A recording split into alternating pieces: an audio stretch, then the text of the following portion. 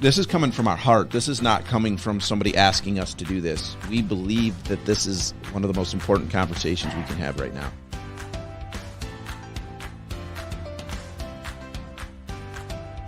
We want to invite you on a journey. Yeah, a conversation. This isn't just for us.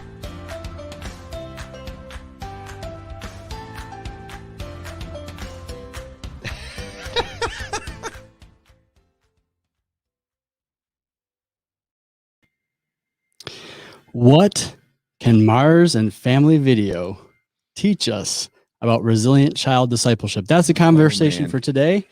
We are in Resilient Chapter 2 today, and we are going to have in just a moment a special guest from Traverse City to join us. And yeah, looking forward to the time together. Yeah, don't go anywhere. In fact, we would love it if you would grab some of your buddies, your friends, your coworkers, those you're serving with, pull them in. Let them know what's going on here. Real quick, as we always do, just want to get this out of the way. Want to run through some things just by way of introduction.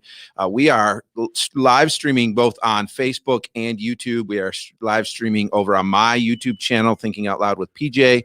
So if you are on Facebook and didn't know that, we have a playlist there. So if you're new and you want to catch the other live streams we've done, you can go there. There's a playlist there. So wanted to throw that out there. Also, for those of you who may not be connected with Scott, you can find Scott on Awana, Northern Michigan on Facebook. So look him up. He would love to have you be a part of that.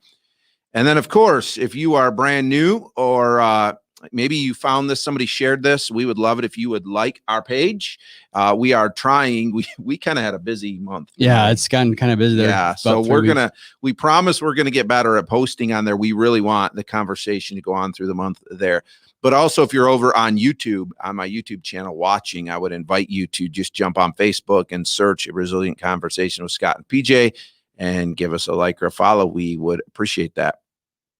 Awesome. And again, this is a conversation, right? We mentioned this several times. It's not just for, PJ and I. We want to invite you into this conversation here in Resilient and look forward to just really engaging. This is an engagement. We're going to be asking questions. We're going to, really want you to, put your comments and information in the chat. And we've said it many times. We are not experts. Oh, no. We just want to help kind of bring a place for you guys to have this conversation and then kind of just, if we can guide it. But hey, last month, there were several just great comments that were dropped that really helped guide the conversation. So we want you to know that's what we're looking for here.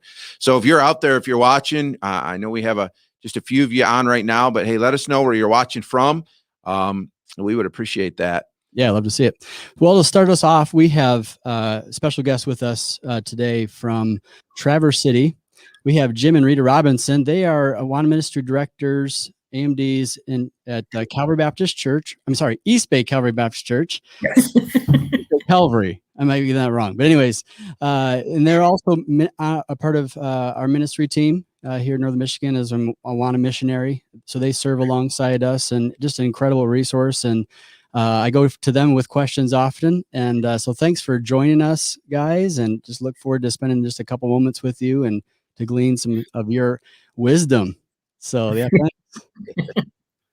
Well, hey, just a question to start us off. Obviously, COVID, right, has thrown some curveballs. And what I had heard from you guys that's unique where in March last year, you guys tried something, right? And I want to just hear what you guys did and how that went. Go for it. Oh, thank you. He's going to let me lead. Anyway, when we did get our shutdown, we decided that we were only actually 6 weeks out, I think, from finishing up our Awana year. And so we asked our Awana leaders if they would take care of their kids, their clubbers, have that personal relationship with them over the phone, and encourage them to be working on their verses and all of the stuff that they would need to go through to learn exactly what those verses meant and everything. And so we were actually able to get 34 of our 52 clubbers Wow. through their books last year, and this year we were able to actually start up in person, but we do still have 4 clubbers that are doing online. So, or not online, but our leader is contacting them. So at least they're following through. Yeah. So that's Good. great. So you kind of continued that in some way. And, I remember hearing that you guys were doing the phone calling thing and that really relational thing that is so needed today, right? I mean, a kid getting a phone call, right? They love it. They love it. And so that's great. You guys have done that. And again, doing something in the midst of a pandemic, Right. and that's kind of what we keep talking about, is ensuring that, we're doing something and to continue to make resilient disciples. So thank you guys so much for that. Now, well, can I ask you a question go quick, ahead. Scott? I'm curious, do you have any leaders that have now continued that even though you're back in person just because they see the value in that relationship? As far as contacting clubbers at home? Yeah. Okay. Some of them have been keeping track. I mean, they will call their kids, or they definitely make sure that they're doing birthday celebrations and things like that.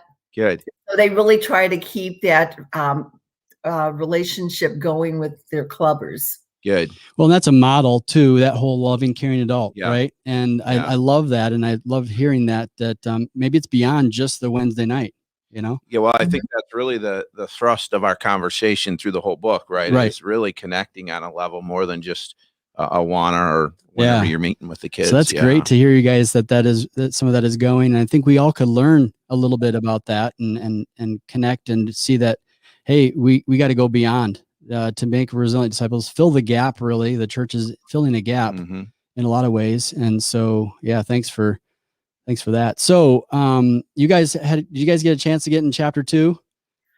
Anything? The second or third time we've read chapter 2. Yeah. Nice. That's great. Yeah. How, any takeaways that just stood out to you or things you wanted to share with us today?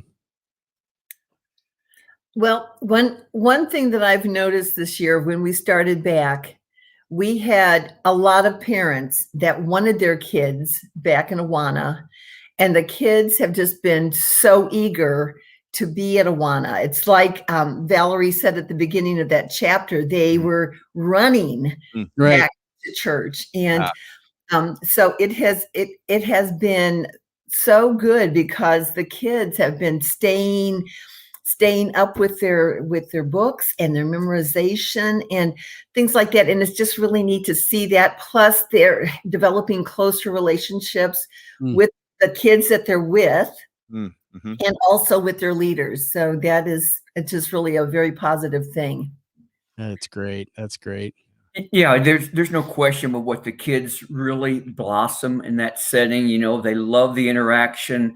They even love I tell all of them that my spiritual gift is harassment, so I make a point of harassing each and every one of them. So, Jim. Yeah. Wow. And that's neat to hear that. I think that idea of, building a belonging, and the book's going to talk more about that. It sounds like you guys have built that in your club and with the relationships that, man, they're just running. They want to be a part of what's happening there. And we pray that continues, throughout into the high school years into college. And so you're building a framework right now for that belonging within the church. So that's just incredible. Oh, we thank you. Yeah. Everything in that chapter is good. Well, so maybe this is a good time to say this. Scott and I were talking about this for everybody else watching as well. This probably, our goal was a chapter a month, but I think this is probably not going to get finished this today. We're probably going to have to talk about it some next month as well, or maybe later on in the month, whichever. Well, there's just so much so much to unpack. Yeah. So much really to bring out. And it really sets the stage with us to understand what the future might look like. To kind of project and to understand that, hey, we've got to do something different. We've got to really be creative and do some of the things that you guys had talked about with, making phone calls and trying to continue that relational piece beyond just the time we have with the kids. Because I think we did the math, right? It's like 50 some odd hours a At year. best. Yeah. At best. 50 hours a year that we have these kids in Awana, and maybe in Sunday morning too in different times, but is it enough? Is it enough? And that's what we're going to talk quite a bit about today. So yeah. Well, and I love hearing about the phone call, because obviously what we're wanting people to do in this forum is to share those ideas, because, for you guys in Traverse City, the phone calls work great. Maybe somebody else says, man, phone calls don't really work for us, but here's what we're doing. And then somebody else is like, man, I never thought about something as simple as just picking up the phone and calling the kids. Yeah. So it's great to have, just see what people are doing. Well, and if I can add one other thing, some of the parents actually videoed their child saying the verse. Oh, cool. And then they would take pictures of the completed paperwork that the child was doing. But, I also noted that during the shutdown, our church had people calling a certain number of numbers. And it was really amazing how even the adults really liked having those phone calls, to know that somebody was thinking of them, at least on a weekly basis. So that was really neat too. Yeah. God has made us to be relational people. Oh, absolutely. I mean, it is, if it's not, if it wasn't evident not before, it surely is now, right? We've really experienced that. So yeah. Well, then you and I commented on that, just the two of us, right? We kind of got in the habit of meeting regularly. We'd have lunch together. Yeah. And then we were shut down. We ended up finally getting to Zoom and saying, man, we got to get back together. That's right. Yeah. Yeah. We're just wired that way. And again, that's great though, because that's the community God wants us to build in his church. That's right.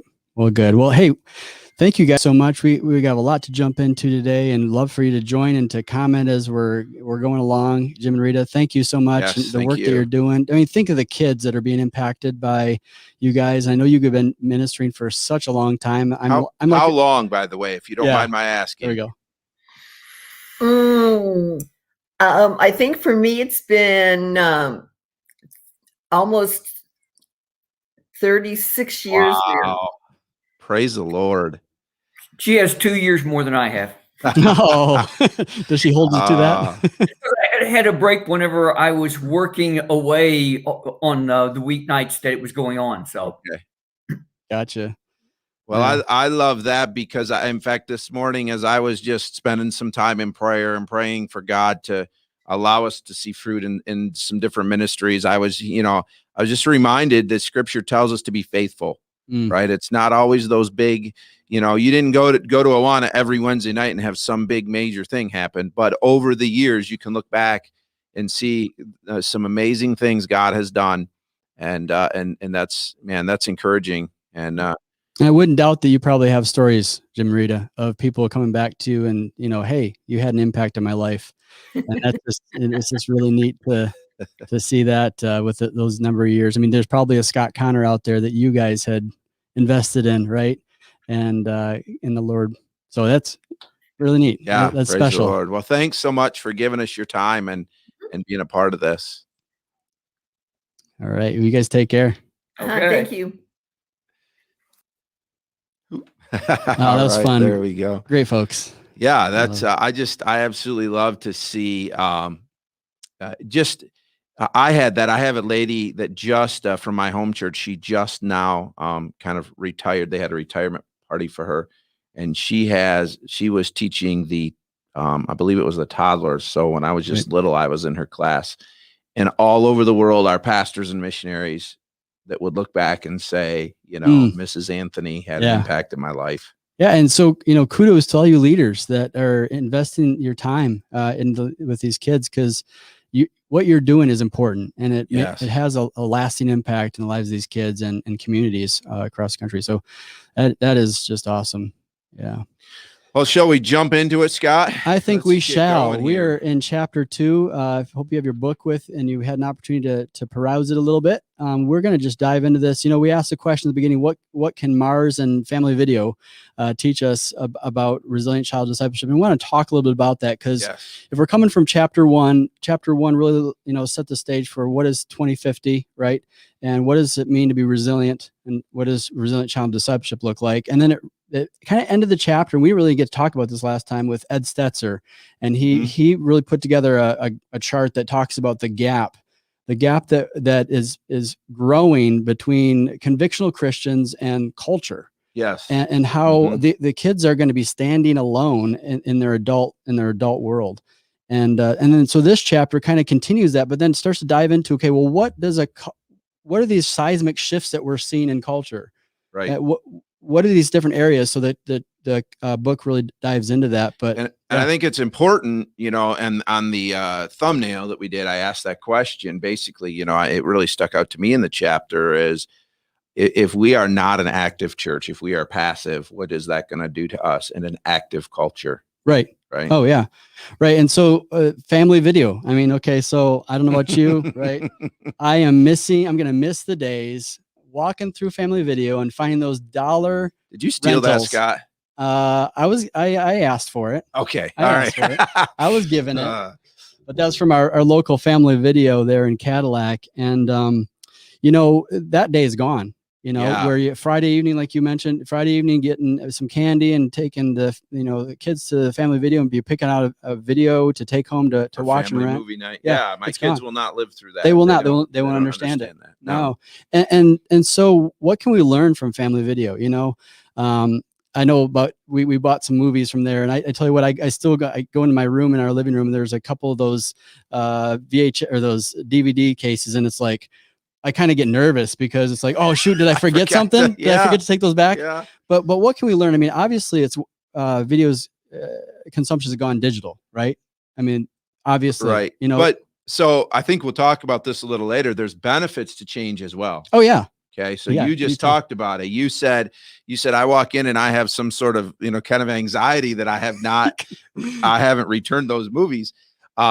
We and my family, if I rent a movie, I used to go to those, what are they, the Redbox or whatever, right? And because you can get them so cheap.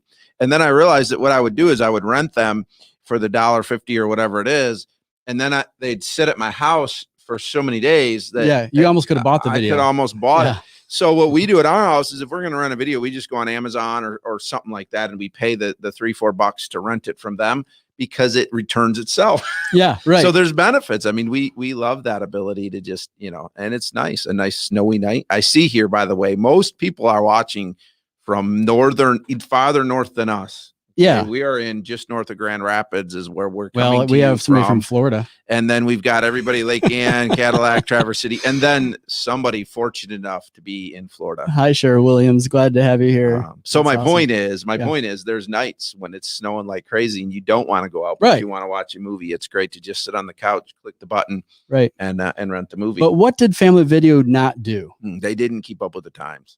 Right. They didn't project. They said, oh, people are always going to come to our store and buy and rent a video. That, right. When we things started going digital, we thought that's never going to go all digital.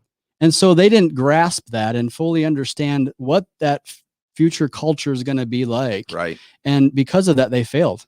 Right. On the other side of that, Netflix, they saw that. And now Netflix has gone from just a video rental to streaming to now spending millions of dollars to produce their own movies. I mean, think about, they've seen that. Yeah. And they've taken advantage of it. Yeah. And that's been good for. So what does that mean for the church then? What can we learn from that, Scott? Well, we can learn that we need to adequately project what that future culture is going to be like. Yeah. Especially we're thinking of our kids and we're talking about 2050, make resilient child disciples. And because there's going to be a day where I believe that we've already seen such a dramatic shift in our culture, and the book was going to talk about that. We'll start diving into some of those things here soon. But the reality is that culture is going to be drastically different than today. Right. Yep. Family video won't survive.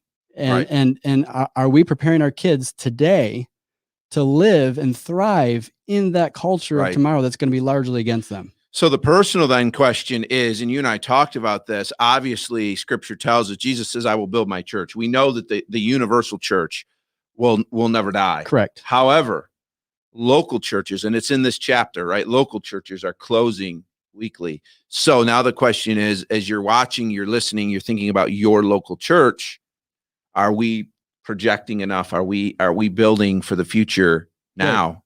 Right. There was something in there about, if we're building for the future starts in the present today. We have to do it now. Yeah. So are we going to take the Netflix route, or are we going to take the family video route?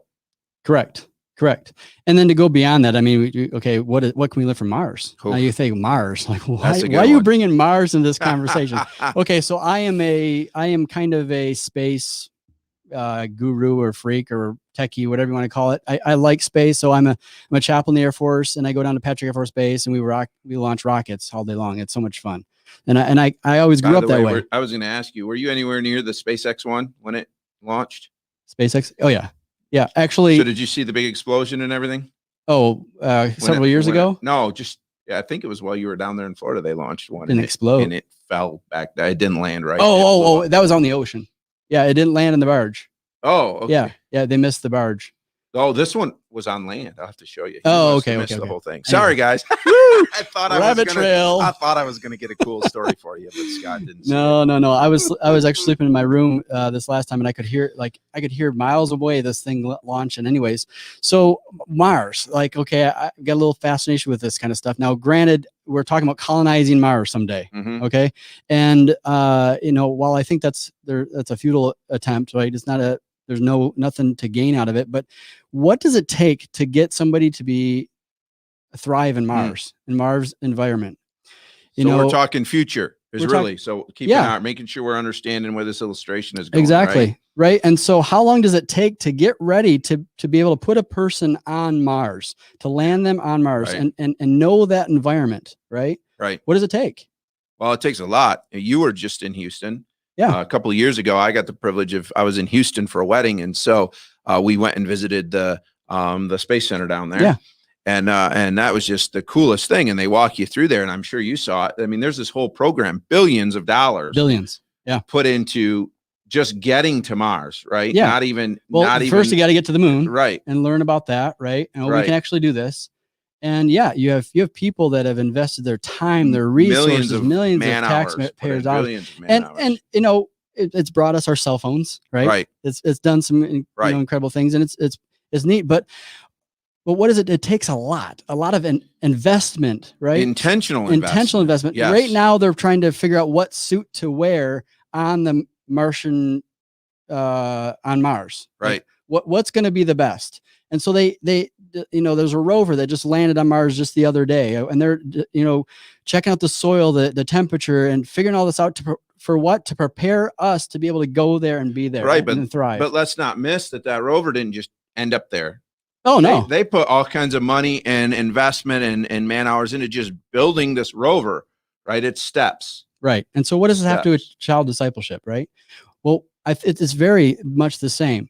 Are we doing enough today to prepare our kids to thrive in a culture that we don't know, the Mars of 2050, right? Are we willing to make that investment?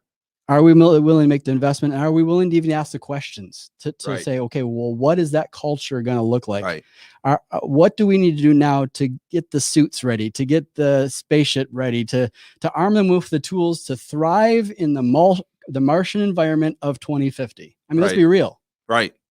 It's going to be a different world. When everything was falling apart a few weeks ago, a month ago, whatever it was, right? When everybody was kind of just feeling like the whole country was falling apart, because of this book, because of our ongoing conversation, because of my burden for my kids, my first thought was not, oh no, what does this mean for me? My first thought was, if this is what life is like today, I can't imagine what life is going to be like for my kids in 2050. I can't imagine what the church is going to have to live through. Well, and I think a lot of us want to, at some level, go back to this. Yeah, the good old days. The good old days, right? And recognize, I think the reality is things are changing fast. Yeah. And by the way, Ecclesiastes tells us, I was reading in Ecclesiastes several months back, and I actually had to reread and do a little study. I can't tell you the passage right now. You guys can go look that up. And if you want to, drop it in the comments. Yeah. But Solomon actually says it is not wise to think about the good old days. He literally says that. I mean, the King James probably doesn't say it in those words. Right. But that's what he's saying, because the good days are the days now. This is the day the Lord has made. I will rejoice and be glad in it. Right. So are we willing to adjust? That's the question. And I'd love to ask you guys, what are some things that maybe your church has already done to make some adjustments to thrive in this Right. new culture. We just heard from Jim and Rita. Yeah. What they're doing. What are you guys doing? It's different everywhere, and it's not just with the kids. I would encourage you that. We'll talk about that in a minute. But if there's some things you guys are doing, drop them in the comments. We'd love to talk about it. Again, this is an opportunity for us to share what God is doing around the country, really, and Right. how we're preparing. Yeah, and it takes creativity. You know, there's a sense too. I think people are like, "Hey, we're going to go back to the family video days. Things are going to come back to normal." But I think I don't think there ever will change. No. A lot of the things that we're doing today and some of the things we've made changes for, I think it's going to stick, you know, whether good or bad. Well, see, again, we talked about this, but that's why I believe I've been encouraged. So there's good old days, but personally for me and for our church, we're doing things I never would have done, but I was probably, you would say I was forced into them. Right. We as a church were forced into them. Now I understand the value of them. Now I'm excited about them. If there would not have been a shutdown, Scott and I would not be talking to you right now. Oh, right. Because I would have never, I mean, it all kind of just, again, it was little by little that led to this. Yep.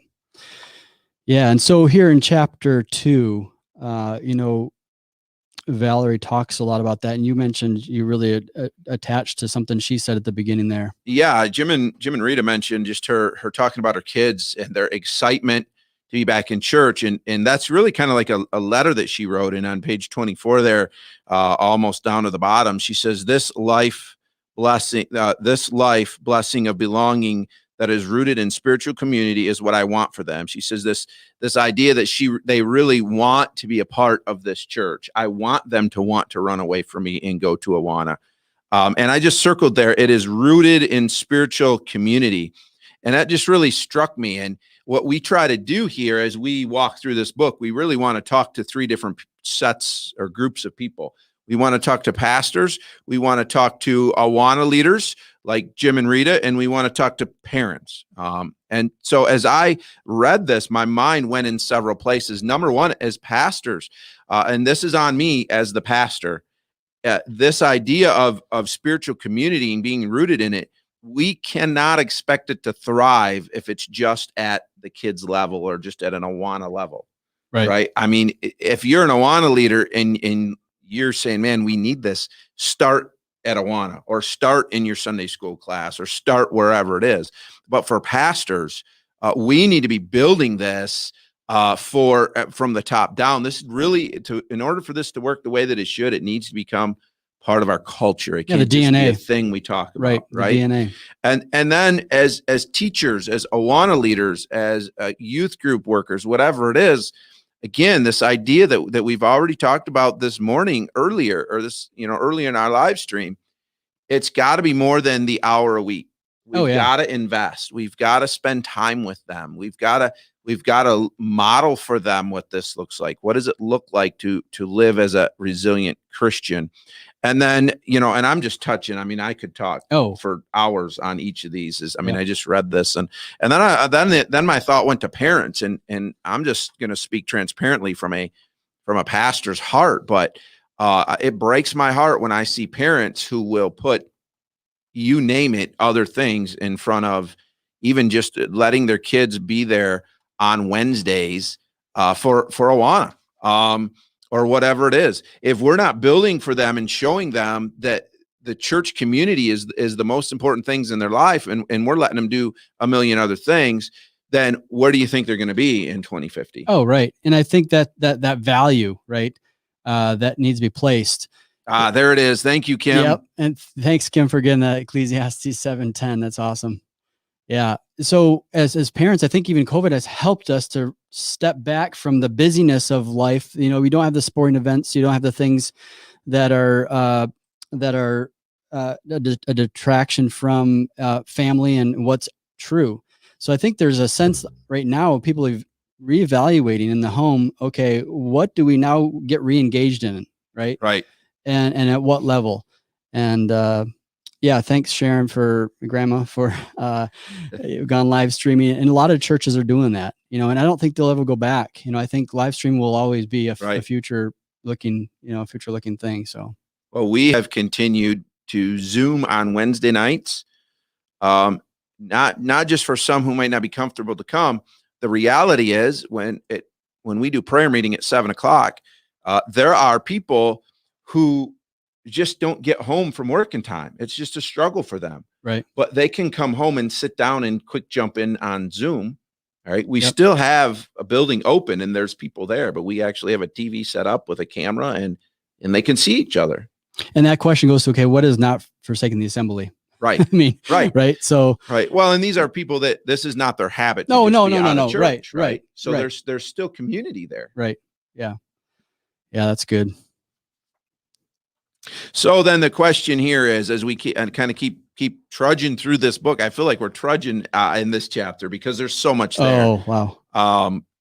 But there's that quote I talked about. Consider this: the present is more than the present; it is the foundation of the future. And so we have to make the present count. Right. And I see so often this idea that, and I hate to keep talking about Awana because I know we have people watching that are not involved in Awana, but I think hopefully they understand when I say Awana, it doesn't matter. It's any realm of youth ministry. But as we think about that, you ask yourself as a leader, how often do you come on Wednesday night or Monday night or whatever night you guys have Awana and you've been working all day and you just really think, I'm hungry, I'm tired, and I want to go home if I can just get through this night. And so literally that's your thought is I just need to get through this night. So what we've done now is we've taken this 1 hour that we have with them all week, the present, and we haven't redeemed that time. We haven't used that. Yeah. We've gotten through the night, but we have not invested in these kids. And that's how we have to build each time, each Wednesday, each time we're together has to be building for the future. Yeah. And having that focus, I've heard of some churches that I'm connecting with that actually before they have their club start, they all come together in their small groups and they have time of prayer to kind of refocus their mindset to get them out of that. Okay, what has happened in their lives throughout the day, and then to shut off the phones and put them in their pockets. Right. I mean, that's a challenge for us adults at times, right? To be able to shut that off. So what about you guys? What are some things maybe that you're doing? What would you say that maybe it's you personally? You say, yeah, I struggle with that. And when I say that and you say, well, I say that because I was a bivocational youth pastor. So I would work 10 hours and then drive home from 45 minutes of traffic just in time to walk in the door for youth group. And then I have to be engaged. So I understand the struggle. I mean, there was nights where I'm like, I just want to get through this night and go home. I understand that. So what are some things maybe that you have done or that you can do to focus your mind? Scott gave us an example here. Is there anything that you know of? If so, drop that in the comments. Again, we just want to help each other as we work through this book for sure. Yeah, just to be thinking. And, the result is, and on page 25, chapter 2 there, Valerie says, this tribe of size of 4 to 6 year leaders of the church, that they have salt in an increasingly secular culture, the people called to love and shine in a world that is becoming more openly hostile towards their beliefs, their place in the world, and their God. The year 2050, by anyone's guess, is going to be tough on believers in the church. And I think that's a reality that we've got to face and a reality that we've got to understand. And so what can we do now? What can we do now to prepare them, to get them ready to live in that Martian environment that we don't understand now? So that's a great conversation. So again, I think you kind of touched on something, Scott, that's near and dear to me as a pastor.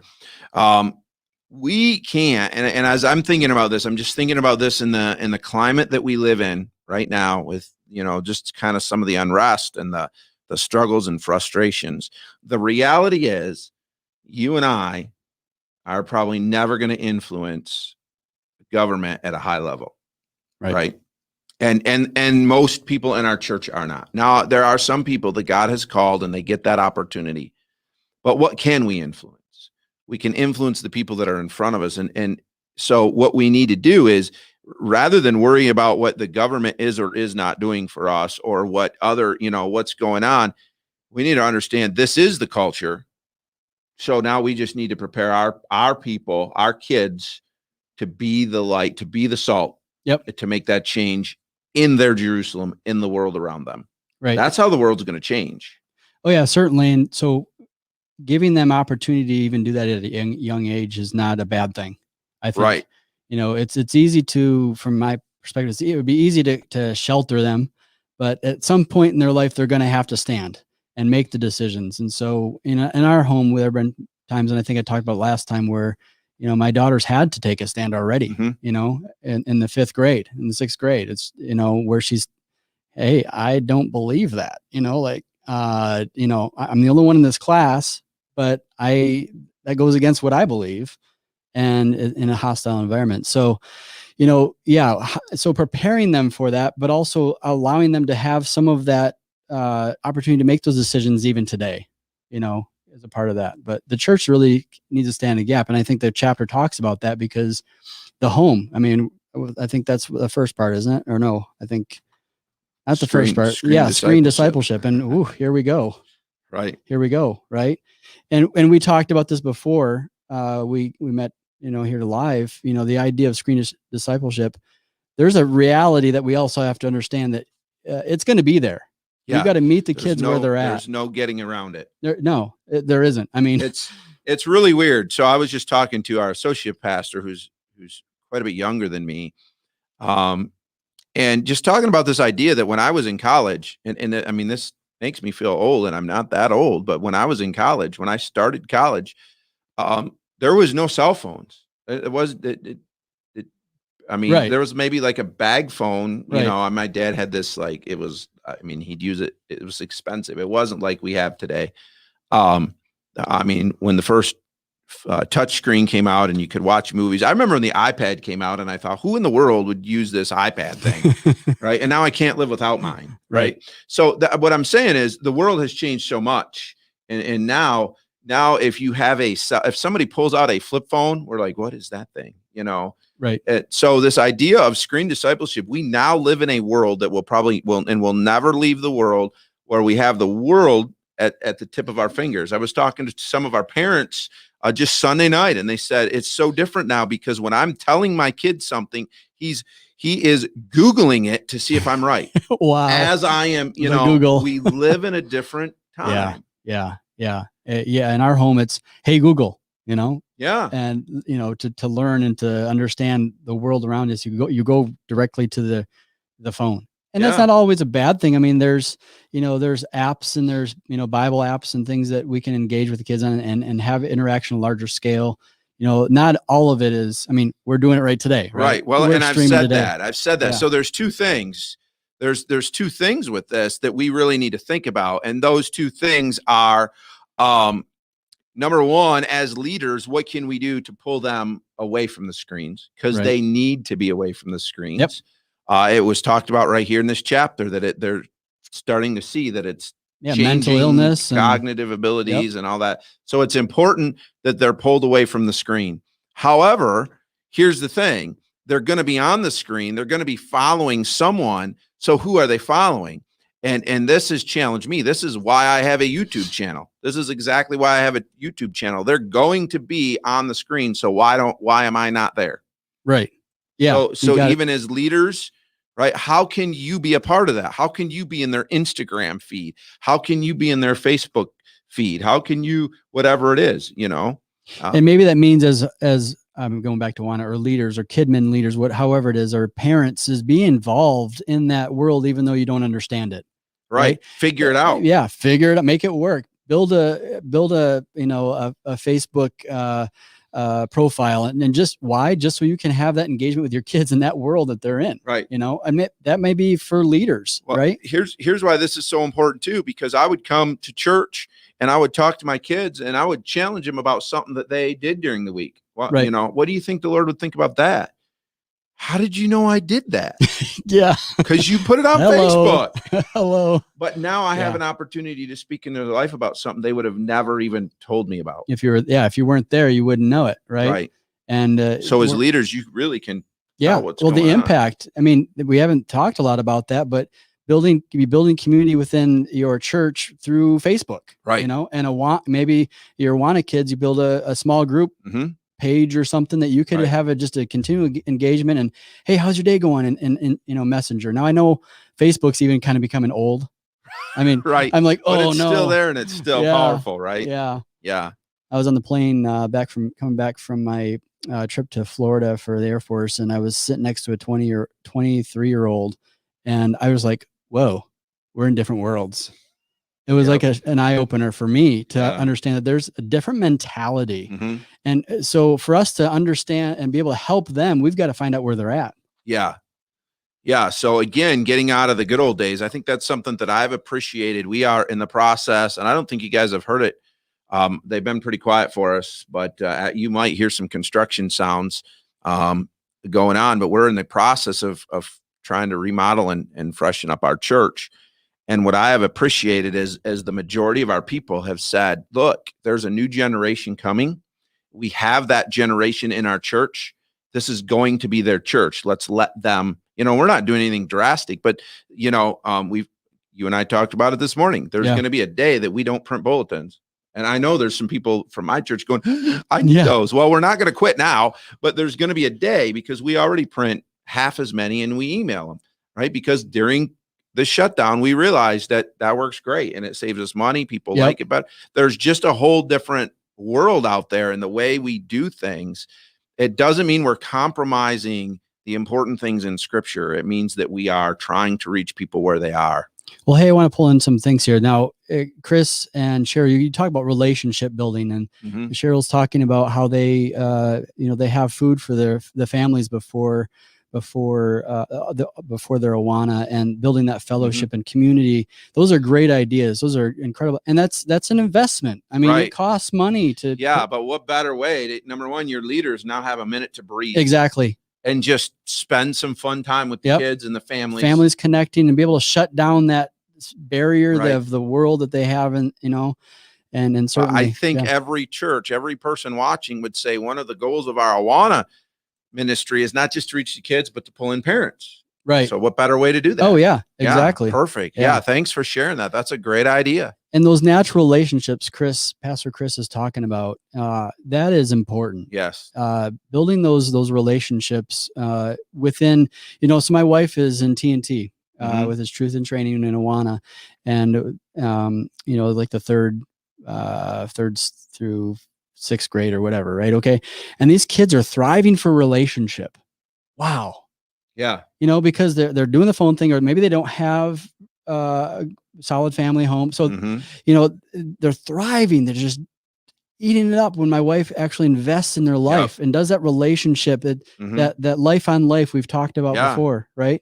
Absolutely. And I think that is an important point, an important key to really, you know, furthering this relationship and building resilient child disciples. I really do. It's that relationship. Maybe I don't want this to come across wrong, but when I switched from senior pastor to youth pastor, one of my favorite things was that I didn't have to go to all this stuff all the time. Oh, I mean, I still do once in a while. And I loved it when I did it because I love those kids. But I made it a point. My wife and I would be we were at band concerts. We were at Christmas programs.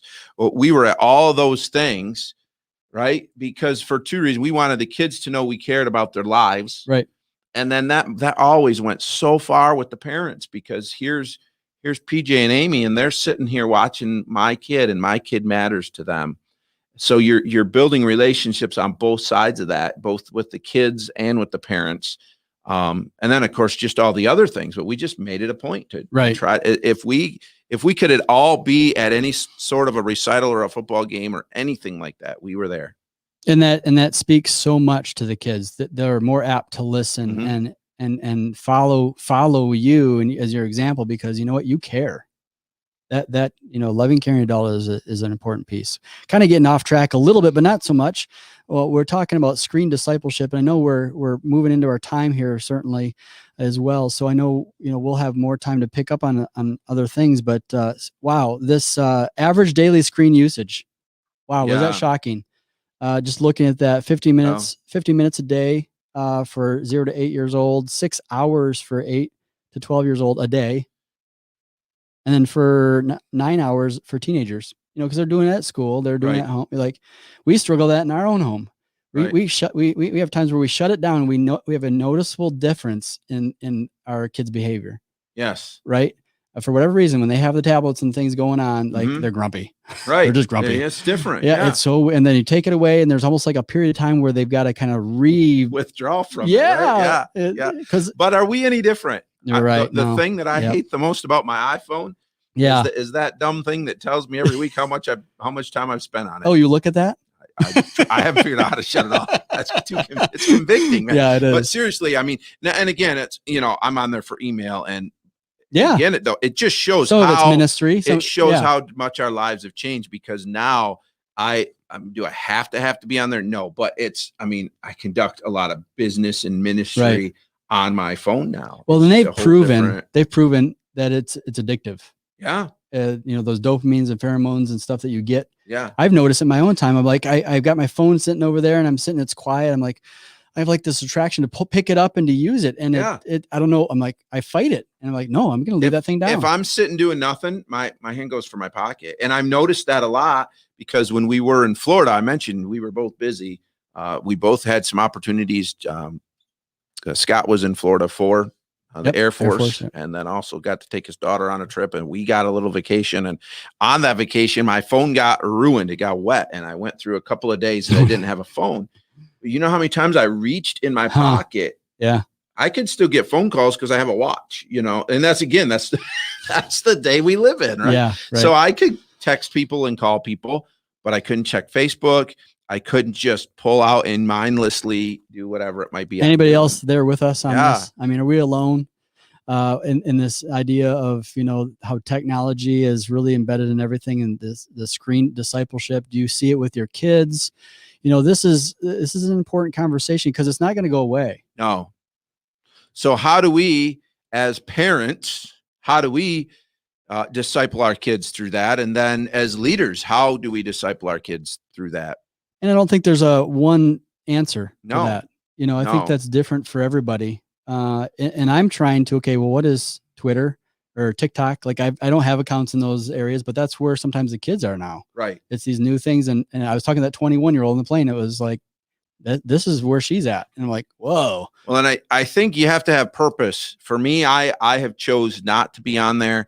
And it's a little different for me too, in that being a YouTuber now, it sounds weird to say that, but being a YouTuber now, you are more exposed to that stuff. And as far as growing my channel, there's value in being in those other places. However, I just don't have the time to do all that stuff. So I'm not going to do all that stuff. Right.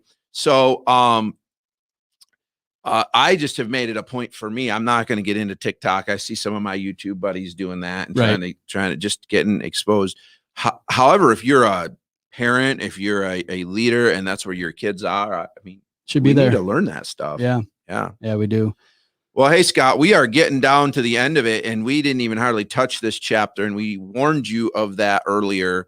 So let's maybe land the plane here. Let's end it up here, and we will pick it up later. Yeah, certainly. And again, this whole conversation, the whole resilient thing is to answer that question, or ask that question: are we doing enough to adequately prepare our kids to thrive in a culture that's largely against them? And I'm going to keep mentioning that, because we need to keep asking that question. Are we doing enough? What are some things we need to do, and how do we need to change to prepare them for the Martian environment they're going to live in 2050? Yeah. And I think that's a question we all need to really wrestle with, whether you're a pastor, a parent, a leader in your club or in your church. Ask that question: are you doing enough? What are some things that you could adjust your ministry to engage with the kids and children and youth and families, really? Yeah. But primarily to prepare them. I think we mentioned it before. Muslims and Islams, they understand this. Yeah. Right. They're building schools so their kids, their kids can free education to their kids. They understand that it takes time. It takes work to truly disciple and to embed them in that culture, in that community. And we need to do a better job. Absolutely. Absolutely. Just before we quit here, a couple of comments that popped up here that we'll just mention as we quit here. Some ideas here. We need TJ says we need to make the screens we want the children to see and use and want them to be more exciting than those they find interest in, especially when we do a one on Zoom. And that's a great point on two levels. Number one, that's why I said I'm on YouTube, right? If they're going to be on the screen, then I want to be that screen they're watching. Yeah. And then second of all, we need to recognize, and I think that I've seen this often in Christian circles, and you guys would probably agree that when we do things as Christians, we kind of say, it's good enough, rather than saying, look, that we are still competing against the world, like it or not. And we need to put a good quality out there.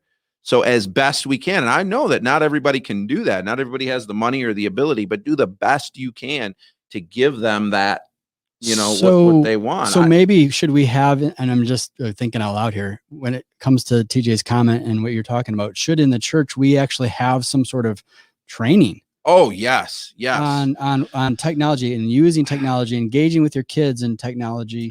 Are we missing something here? Yeah, I never expected when I got into YouTube, and I've spent, because that's the way I feel. All right. And maybe some of you guys are saying, well, that's not good quality, but I'm learning, right? We're doing the best we can. Yeah. And I've done a lot. So I have found now that I've had the opportunity to talk to many other pastors about what I'm learning and help them, because I strongly feel that we need that. And the difference between me, right? I'm 40, 41 now. And that 20-year-old, right? I don't know the world she lives in. No. And I need to know that world she lives in so I can better engage with that mindset. Yeah. And so having the training to understand so does that mean watch YouTube even if you don't want to? Oh my goodness. I don't know. But I think there's something that's important. And for parents, right? For parents to know what their kids are engaged in on and know how to reach them there and understand that system to protect them in some ways too, right? I mean, it's real. It's real. Cheryl says parents need to be the examples and put their phones down and enjoy them. And I love that. I mean, when we were on vacation, I really made that a point to try my best, because there was nothing I was going to do about anything I was going to learn back home anyways. So just enjoy the kids. And to be transparent, in our home, my kids pick on me when I have the phone at the table. Like, okay, that's great. I'm learning from them. Like they see that. They see that it takes me away from time with them. Yeah, that's good, Cheryl. And then we got one more here.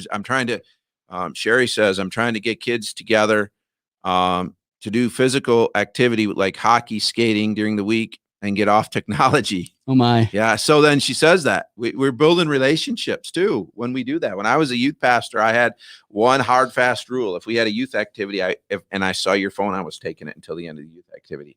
Yeah. Because you guys can text anybody you want all the time. You're here with people. Let's be face to face.